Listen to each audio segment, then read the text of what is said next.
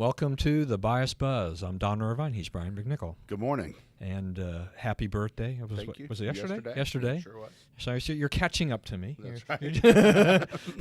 You're a couple of years behind me, but you're close. So I can get those discount breakfasts at Denny's now. I keep waiting for that. I think most of the things I have to wait for until I turn 60 to start getting the real discounts, and everything like that. But my colleague Mal Klein continues to. Was born on the same day, same year. He has investigated some of those. So all right. We're keeping each other up on those kinds of things. All right. Well, it's a nice chilly day, a little bit different than we had the past week. So. We're having to start to wear our heavy coats. At least I do when I get up early in the morning. Not a great thing. All right. Well, let's before we get into all the political news, we've got the World Series. It started, and a surprising game last night in the sense that the Cubs kind of got mashed. Corey Kluber is a lot better pitcher than people think, and if he's on, you're shut down. It's very, very difficult to score. So. They're now talking about bringing them all back on short rest, but him back for 4 and perhaps 7. If Trevor Bauer pitches well tonight, the Cubs have a problem because he would be in 2 and 5. So it's really hard for you to, that's 4 games right there that it's going to be very hard for them to win. I assume that Trevor is going to stay away from drones. We're hoping. We're hoping. No more drone playing and all that stuff. So yeah, this will be a very interesting series. But I kind of wonder for Cubs fans whether or not that was just like whether or not they kind of look down on that and say, "Oh no, what's going to happen if they lose another game? That is going to be a big problem for them." I think. I need to mention is that this is National Pumpkin Day, and so I wore, instead of wearing a red tie, I did wear my pumpkin tie, though it's kind of a fierce pumpkin. That's kind of a mean pumpkin. So I had to do that. So off on the pumpkins. And other thing, just real quickly, the news this morning was that Colin Powell, that great Republican statesman, is going to vote for Hillary. Well, he never was strong about being a Republican anyway. He was just Republican enough to get a job working for Republicans. And again, the election is not really Democrats versus Republicans. It's elite versus non-elite, and he's obviously an elite. And and it's cautious versus willing to take a chance to make things better. Those are the two sides, and he's a cautious guy. Right, and he's voted for Obama twice, so this is. Right. This is not really that much news in that sense anymore. I think, it was considered news when he decided to vote for Obama the first time, even though, as you say, he is an elite and everything, and he's a nominal Republican at best. But they keep bringing him back. It's almost like we kind of want to make Colin Powell relative again. Former Secretary of State going to vote for a former Secretary of State. I wish they would just go away. Right, and I'm not sure it changes a lot of votes. Right? No, I don't. I wasn't waiting to hear who he voted for. Yeah, I don't think that's going to make a difference in the swing states or anything like that. All right, so now we have 13 days. I mean, we're starting to get down there. So it's going to be interesting. The polls are kind of all over the place. I mean, depends upon which poll you're looking at, and people keep trying to debunk one poll to the other, talk about oversampling and all these kinds of things. I still think the proof will be, come election day when they actually count the votes. It's really hard. Here's a question I have for you. Let me just ask you this: if the polls are dead wrong, the polls that are showing Clinton's got these leads, and she may run the table, and it may be a landslide and things like that. If they are dramatically wrong, if Trump somehow pulls out a victory, on November 8th. What does that say about polling going forward? Well, Pat Caddell, who was Jimmy Carter's pollster and has been watching this scene for that long, has said some interesting stuff about that. One, he says tracking polls that they're rolling on, like they'll have 2,000 voters in the poll at any one time, but it's like we asked 500 3 days ago, 500 2 days ago, 500 1 day ago, and 500 today, and it keeps rolling. So you're following actually the daily action. Trump is ahead in every one of those. Okay, the ones she's ahead in are one-off polls, like the weekly Washington Post poll, the weekly Monmouth poll, and it came out, of course, that They've given Monmouth a bunch of money, and they've actually gone to a lot of trouble. It's one of the things that comes out of the WikiLeaks emails is they have paid pollsters. They want favorable poll results, and they want people to say it's over. You know, there's no use voting for Trump. It's over. She's ahead so many places. Okay, so the early places where they can count the votes early. One of them is Texas. And Texas, there's, you know, the idea that she was going to upend him in Texas has been put solidly to rest by early polling results, right? It's coming in as you would expect Texas would.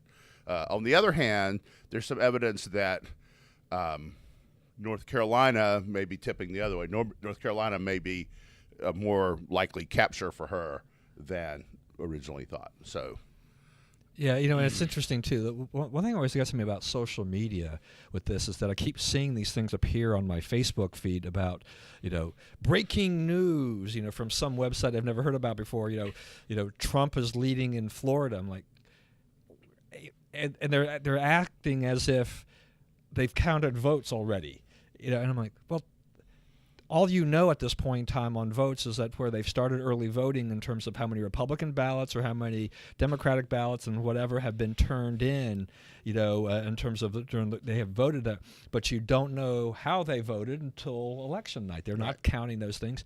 But it's amazing how many people get sucked into all these different storylines along the way. I don't know if it's just desperation or just ignorance or what. Right, and you know, everybody's seeing the conclusion they want to see. You know, the people who are for Hillary are saying, hey, it's a wipeout, it's turning into a landslide, and the Trump fans are like, you know, you're asking the wrong people. There's a thing out this morning, there were photos, there was a Tim Kaine rally in Florida yesterday. There might have been 30 people there. Trump was in Florida, and, you know, it was in Orlando, and you can literally see the people lined up for blocks to get in. Now I would go see, you know, a president candidate is going to draw more than a vice president candidate, almost whoever it is. Right. But that is a start. You know, he's drawing the crowds. And, you know, we talked about this before, but in 2012, that's what people said about Romney. Romney was drawing these huge crowds to rallies. But in 2012, so was Obama, right? His ticket was, you know, those were tough tickets, right? But now that's not really the case. Now she's filling there's just not a lot of enthusiasm. Now, that doesn't mean she will lose, because, you know, it could be just people are holding their nose and saying, well, I can't vote for him, and she's all that's left. You know, others are hoping that it goes the other way. I can't vote for her, you know, but that's part of how this is mixing up. Yeah, so, which is, I mean, I have a friend of mine, actually a guy who who interned here for me 20 years ago. He was a big Colin Powell fan at the time. He then drifted further away from the Republican Party to the point that he was a big Sanders supporter during the primary. But he just posted a picture. That's some serious drift there. Yeah, he posted a picture with him and his wife after they had voted in Nevada, which apparently they voted at a grocery store. That was one of their polling places. It's viewed differently out west. Like I think Washington, there's no polls. You mail it in. Yeah. You know? And so, you know, they are now, you know, stronger together. So he sucked it up in the sense and said, okay, I can't vote for, you know, Jill Stein or Gary Johnson because that vote's not going to mean anything. So I'm going to go ahead and vote for Hillary. So there will probably be some of that. But I still think, you know, when you look at Utah, there's a lot of consternation going on. Okay, so you know, being Mormon, I'm just seeing all kinds of stuff by friends. Evan McMullen, blah blah blah, this and that, and you know, all this stuff, and it's back and forth and back and forth. There's stuff on both sides, you know, and people are like, you've got to vote your conscience. This is a moral decision. You can't vote for Trump because of all the women stuff and all these things, and you know, the Supreme Court argument is being brought up, but that seems to fall on deaf ears to a lot of people. I don't know. I mean, I still think Utah, you know, will go Republican. It just may be by a smaller margin than it has in the past. Yeah, it'll be close. I think, you know, at the end of the day, a lot of those people go in the polls and say, okay, Evan McMullen, even if we get him over the finish line in Utah, he's not going to be president, you know. And so our choice is Hillary or Trump. And, you know, if I understand Utah politics at all correctly, that's not a hard call. Right. At least it should. It should. Values voter. Yeah, right. It shouldn't be. It shouldn't be. All right. So then last night there was a very interesting debate, I guess, or whatever, discussion between Megyn Kelly and Newt Gingrich, and they had a little bit of a brawl on the show. And Newt's never been shy. Right. He's never been known to be shy, and he took it to Megyn Kelly, and she's very tough, and came back. I've looked around and I've seen this, the general reaction I've seen via Twitter and Facebook is just there's a lot of vitriol towards Kelly. People have felt that that Gingrich really schooled her and did a really good job and took it to her, and this is only adds on to a lot of the anti-Megyn Kelly feeling that people have had really since that first presidential GOP presidential primary debate. Right, and it's a big story for a lot of reasons. One is she's in her contract year, so she's we're determining where she goes next. Is she a fit at CNN? I don't know, maybe. She doesn't seem to be a fit at Fox anymore, especially if it's not at an enhanced price for sure. If they could get her cheap, they might do that. But she was making an enormous amount of money, and she's going to make a lot less going forward, obviously, because she has lost a lot of fans. The other thing is, there's talk of a new conservative network to get to the right of Fox because, Fox is seen as drifting because, it's probably the loss of Roger Ailes, but the personification of it is Megyn Kelly. So there's a lot riding on how this gets disposed. Right, and my colleague Cliff Kincaid wrote about this a little bit in the sense of he has looked a lot in the past and continues to do that about the Murdoch family, and the Murdoch boys. They are far from conservative. They definitely are not like their dad. Right. And I think Murdoch. I think he's more conservative in general. I mean, he leans conservative, but he's not a dyed-in-the-wool conservative. I think Murdoch has always been what will make me money. Right. It's about the money, and he's been a very successful businessman in building up these newspaper and cable empires and things like that. Not a Tea Party guy. Not a social. No, not at all. And so you can. I think Cliff's looking at. There's a drift there. No Roger Ailes around anymore. And a lot of consternation from a lot of people, not just about Megyn Kelly, but about Sean Hannity and his pro-Trump stance. The network, I think, is facing a lot of challenges. Yeah, it is, and it's going to emerge like everything else in media. It's going to emerge from this as something different than what it was before. Yeah. So that's real interesting. So I had down here just to kind of take a quick look at Trump's contract with American Voter. So it's kind of, I guess, like Gingrich's contract with America, the idea of being that, right? He went to Gettysburg to do it, which I thought was a nice touch. Yeah, I mean it's a good PR setup. It's done there.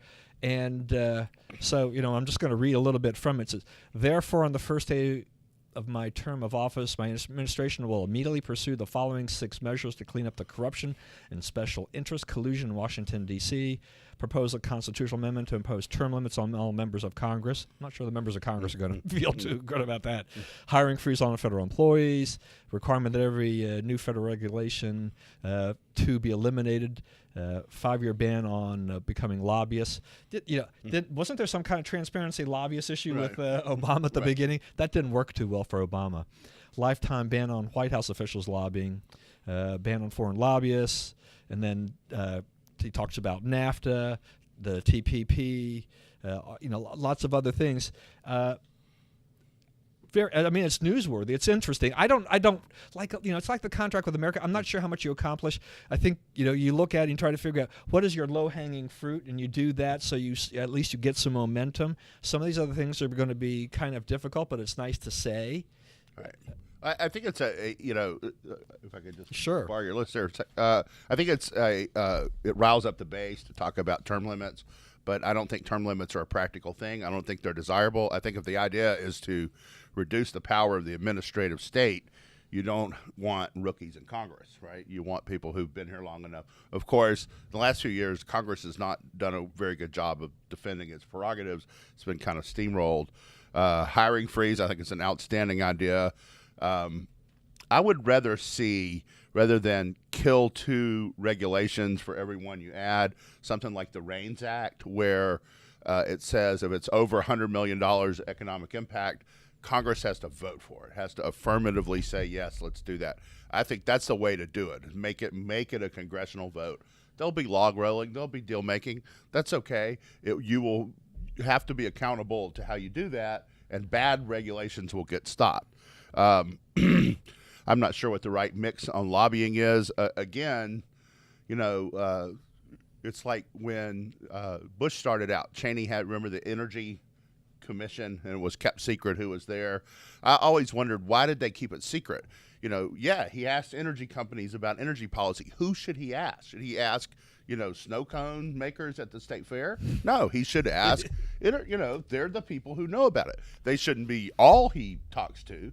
But when you start saying, these people can never talk to those people, when we all know that, like, a lot of them are married, a lot of them are, best friends for years, making some law that they can't talk doesn't seem practical. But if you find the silver bullet that says, it's not a revolving door and you can't just go goose your friends. It's like a guy was telling me the other day, he does procurement for the Army, cost analysis for Army procurement. And he's like, it is all about what Congress wants. It is not about, we try to say, we do need this, we don't need that, and what we get is whatever serves the needs of Congress. So, all that needs to be, that's one thing that Tom Davis worked on a lot, was procurement, just getting it out of the silo and actually buying what we need and not what we didn't need.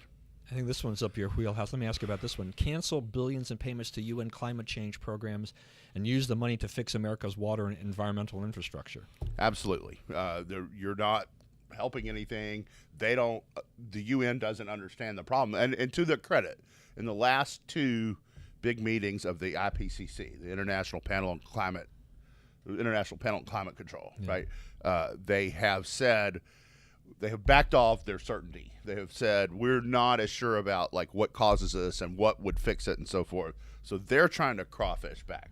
But, the green activists, you still have these people going forward with these, high-tech lynchings, basically. Yeah, I think I agree with you on that. All right, let's move on. There's another interesting thing. We continue to talk about Project Veritas, and more talk about the videos that have come out. And there was that interesting revelation about trolling Trump with the ducks and Hillary's ducks. Okay, it seems like a trivial matter, right? Duck, who cares, right? But the law says you cannot coordinate with these people. And this is direct, the guy says on tape, she wants ducks, by God, we're going to put ducks on the ground, right? Now, here's my piece of paper for the week. Okay, since the last time we were here, okay, these are the scandals that have been revealed, okay, either through the FBI, Project Veritas, or WikiLeaks, okay? None of this has been addressed at all in the Washington Post or whatnot. The ducks, voter fraud discovered in Texas, Indiana, and now somewhere else today, right? Ballots pre-marked, right? No matter who you vote for, you voted for Clinton. Disdain for Catholics, a Catholic root the Catholics out right. thing. So bad that the Archbishop of New York, Archbishop Dolan, publicly condemned Hillary. The president knew about the illegal server. That's Watergate-esque. There you are with the smoking gun. No one cares. Terry McAuliffe, the governor of Virginia, paying off contributing to the wife of the FBI agent who's in charge of whether Hillary gets charged. Obamacare collapsing. The polling scandals. They're paying pollsters to give you favorable results and then say, hey, it's all over. Everybody go home. This is all settled. Reporters coordinating with the campaign, sending their stories for approval by the campaign. Oh, my gosh. I mean, that's not, you're not doing your job there. You should be not just fired, but not allowed back in.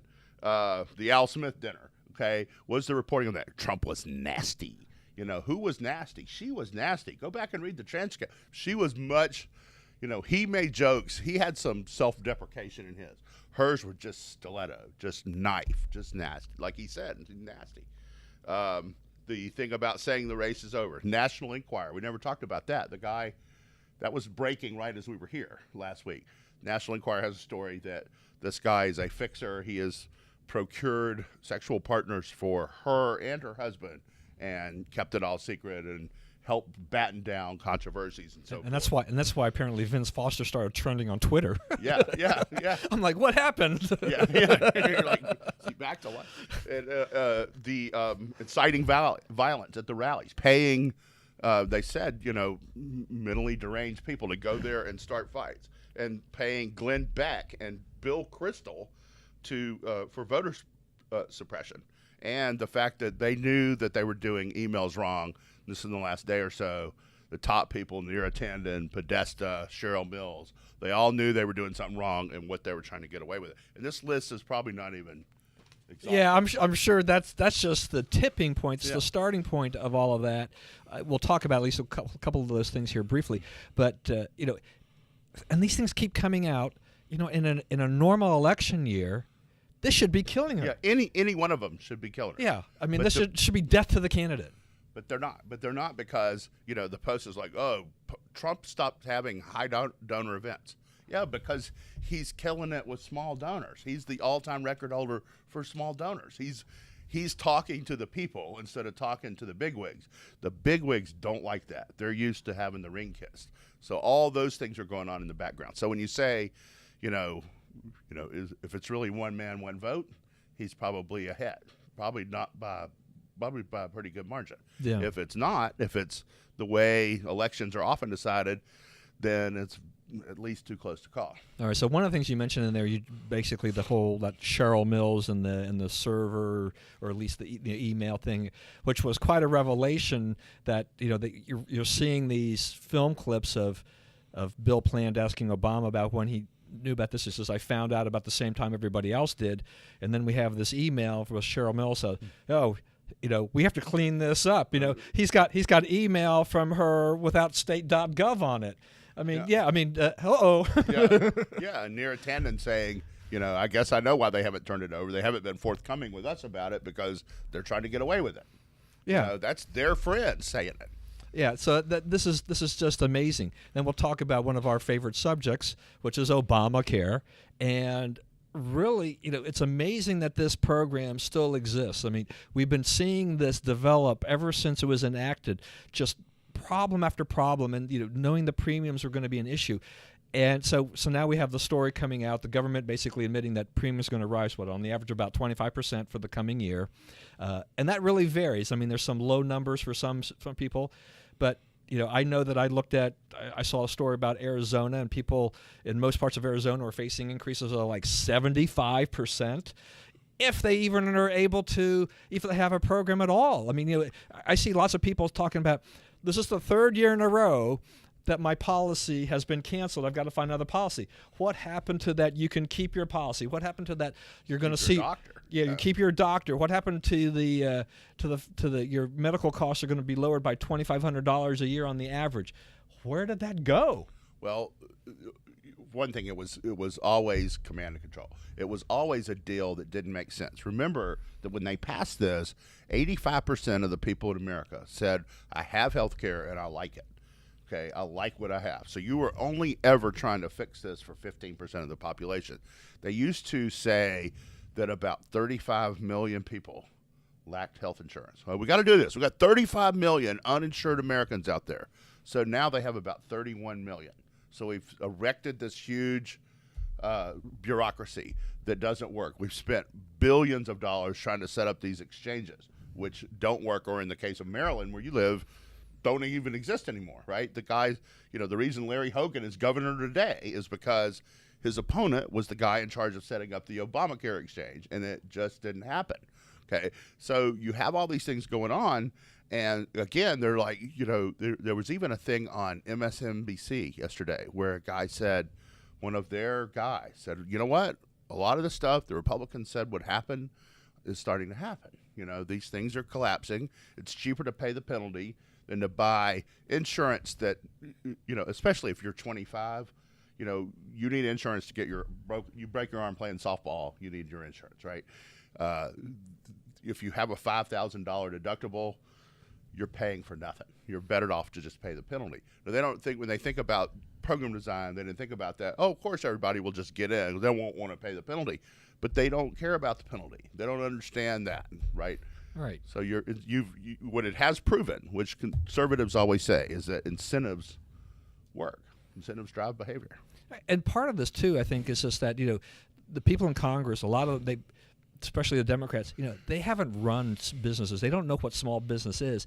My own experience is I could have told them, point blank, when you're talking about that younger generation, if we call them millennials or whatever, they rarely opt to purchase health care through the company. I've almost never had that happen in all the years we've been in business.